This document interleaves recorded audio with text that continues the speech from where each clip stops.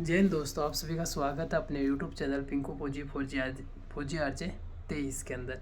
इस वीडियो के अंदर हम कंप्लीट चर्चा करेंगे कि 8वां वेतन आयोग हमारा लगने वाला है लगभग, या तो इस जुलाई में लग जाएगा 26 में, या फिर लग जाएगा अपना लास्ट नवंबर दिसंबर तक लग ही जाएगा 2027 से पहले पहले। तो जो ट्रेडमैन में नए जो भर्ती हो रहे हैं उनको बहुत ज़्यादा फ़ायदा होने वाला है। बाकी जो एसएसजीडी में भर्ती हो रहे हैं, क्योंकि एसएसजीडी का और ट्रेडमैन का सेम बेसिक पे, तो सैलरी सेम है, तो दोनों में कितना 8 वेतन आयोग के बाद कितना इनका बेसिक पे हो जाएगा, कितना सैलरी इनके अकाउंट में आने लग जाएगा। तो कुछ लोग बोल रहे हैं यार 5,000 बढ़ेगा, 4,000 बढ़ेगा। इसका रियल डाटा दिखाऊंगा आप लोगों को, और ये भी बताऊंगा इस वीडियो के अंदर कि गवर्नमेंट कर्मचारियों ने, एक संस्था होती है उसने कितना डिमांड किया है कि हमें इतनी डिमांड है कि हमें इतना गुना बढ़ना चाहिए। ठीक है, और गवर्नमेंट कर्मचारियों के अकॉर्डिंग बढ़ जाता है, तो लगभग गवर्नमेंट कर्मचारियों ने फैक्टर पॉइंट 3 के लगभग माना है। तो लगभग आप 21,000 है, तो 21 का 3 गुना कितना हो जाएगा, 21,700 है, तो 21 का ही आप 3,000 मान लो, 63। तो लगभग आपका मिनिमम जो बेसिक पे हो जाता है वो 63,000 हो जाता है बेसिक पे। ये गवर्नमेंट कर्मचारियों की डिमांड है, लेकिन ऐसा तो सरकार मानेगी नहीं ना। ऐसा थोड़ी होगा कि गवर्नमेंट कर्मचारी बोलेंगे उतना ही मान लेगी, ऐसा नहीं होगा। तो मैं पूरी कंप्लीट चर्चा करेंगे कि इसमें एक्सपर्ट की राय कितनी बता रहे हैं, जो हमारे जो अधिकारीगण जो है वो कितने बता रहे हैं कि कितना बढ़ सकता है। इसके अलावा जो मिडिल ग्राउंड की जो जानकारी है वो कितना हो सकता है, और सरकारी कर्मचारी की डिमांड कितनी है, कितने फैक्टर से कितने फैक्टर तक है। पूरा वीडियो देखना, धमाकेदार सैलरी तो बढ़ने वाली है, और कितना बढ़ेगा वो भी कंफर्म कर लेंगे लगभग। तो नौकरी तो लेना है। इसके लिए पहले जो सोच रहे हैं ट्रेडमैन की सैलरी नहीं है, इनका सैलरी 40-50 हज़ार है। अब भाई धुआंधार सैलरी बढ़ने वाली है। लास्ट 1 साल के अंदर आपको पता चल जाएगा, ट्रेडमैन हो चाहे जैसे जीडी हो, सेम सैलरी है, तो खतरनाक पैसा बढ़ने वाला है। ठीक है, चलो वीडियो को स्टार्ट करते हैं। पहले गवर्नमेंट कर्मचारी की मैं पॉइंट टू पॉइंट चर्चा करता हूँ कि गवर्नमेंट कर्मचारी है उन्होंने कितना डिमांड किया है, फिर बताऊँगा एक्सपर्ट की राय कितनी है, फिर मिडिल ग्राउंड का क्या रेशियो है, फिर सरकार कितना बढ़ा सकती है और कितना आइडिया रहेगा, ये कंप्लीट चर्चा करें। पहले जो गवर्नमेंट कर्मचारी हैं जो ये है, उनका ये है कि अपना जो फैक्टर पॉइंट है वो 2.86 से लेकर 3 गुना, मल्टीप्लाई 3 गुना के रूप में होना चाहिए। तो गवर्नमेंट कर्मचारी ये उन्होंने अपनी डिमांड दी है। इसके अलावा गवर्नमेंट कर्मचारियों ने क्या बोला है कि क्या बढ़ना चाहिए, जैसे अपना जो पैसा आता है वो हर मंथ का ट्यूशन फीस या जो बच्चे का पढ़ने का पैसा आता है, फौजियों को मिलता है, गवर्नमेंट कर्मचारियों को भी, बाकी को भी मिलता है। तो लगभग ये मिलता है 2400 रुपये, तो ये भी डबल की मांग की है, 4500 रुपये होने की मांग की है। बाकी और भी चीज़ें बहुत सारी हैं जिनको थोड़ा थोड़ा बढ़ाने की क्या की है, डिमांड की है। तो कुल मिला के पैसा अच्छा खासा मोटी रकम बढ़ने की डिमांड की है, लेकिन सरकार इन डिमांडों को मानना बहुत ही मुश्किल है, और मान लेगी तो सरकार कंगाल हो जाएगी, क्योंकि नॉर्मल कॉन्स्टेबल का जो बेसिक पे 63,000 रुपये हो रहा है, और इसमें डी वगैरह मर्ज कर देगा और चीज़ें इसमें मर्ज कर देगा, और उसको और भी पैसे देगा, मतलब कि HRA, रिस्क अलाउंस वगैरह। क्योंकि कश्मीर में तो रिस्क अलाउंस 28,000 रुपये है, तो 28,000 रुपये डायरेक्ट ऐड हुआ, तो आप मान लो 60 अठहत्तर 80 प्लस सैलरी होने लग जाएगी उसकी। तो ठीक है, तो ये गवर्नमेंट कर्मचारियों की डिमांड है 3 गुना के आसपास, 2.86 से लेकर 3 के फैक्टर फ्रंट के रूप में। अब बताता हूँ एक्सपर्ट की राय कितनी है, ठीक है, और ग्राउंड का रेशियो बताता हूँ कितना है। तो जो एक्सपर्ट्स जो बोल रहे हैं, गवर्नमेंट जो बड़े बड़े अधिकारी जो गण होते हैं, उनका ये है कि अपना जो सैलरी है वो लगभग बढ़ना चाहिए, वो 2.15 फैक्टर से 2.30 के एवरेज में बढ़ना चाहिए। तो 2.3 मल्टीप्लाई में, या 2.15 फैक्टर के मल्टीप्लाई में बढ़ना चाहिए। तो 2.15 के फैक्टर में भी यदि मल्टीप्लाई में ये बढ़ता है, तो अपना लगभग जो बेसिक पे हो जाता है, जिनका 21,000 है, 21,700 अपना बेसिक पे है, ट्रेडमैन का भी है और SSGD का भी है, तो इनका बेसिक पे कितना हो जाएगा, 38,000 रुपये हो जाएगा। 38,000 कुछ पैसे हो जाएंगे, कुछ रुपये हो जाएंगे, तो मिनिमम 38,000 रुपये मान लो।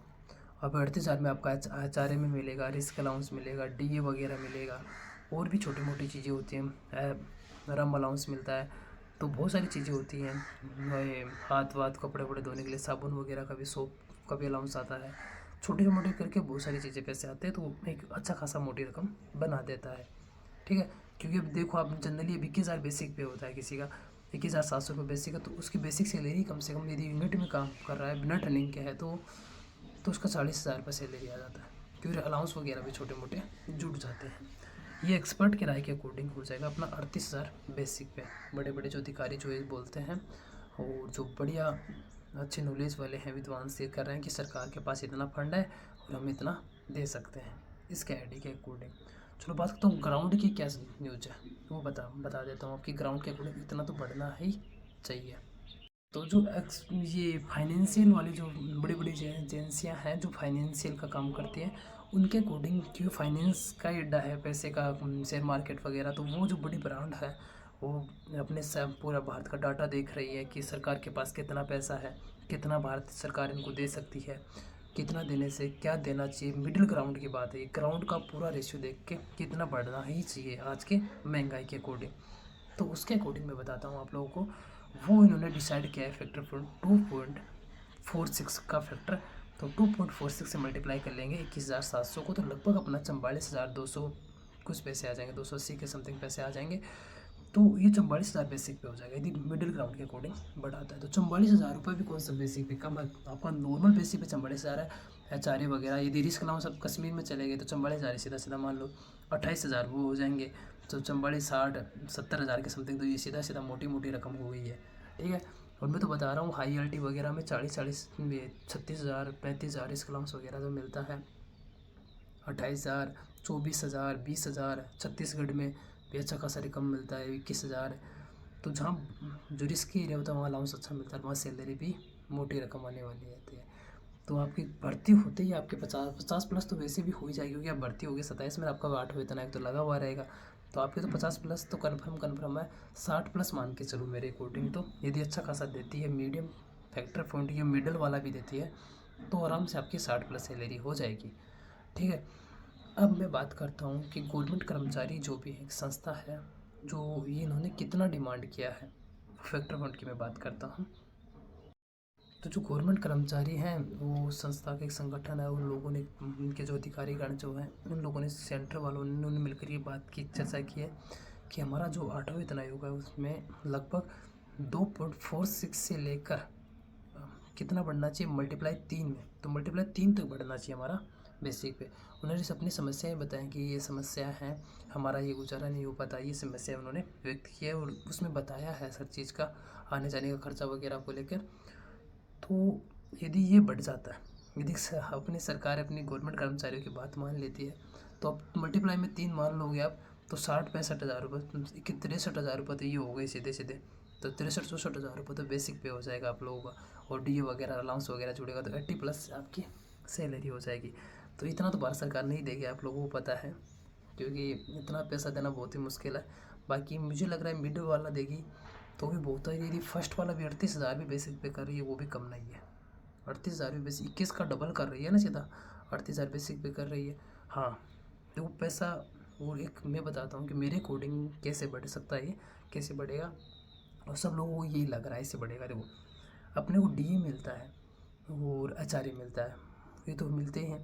तो जो अपना जो बेसिक पे है, और जैसे मेरा बेसिक पे है 23,000 कुछ पैसे हैं, और उसमें DA मेरा 12,000 कुछ पैसे हो गए, कुछ रुपये हो गए, तो इन दोनों को जोड़ देगा, ये अपना बेसिक पे हो जाएगा, ठीक है। DA अब जैसे 58% DA है, वो DA को घटा के क्या कर देगा, 1% या 2% DA कर देगा और वो जोड़ के आपको पैसा दे देगा।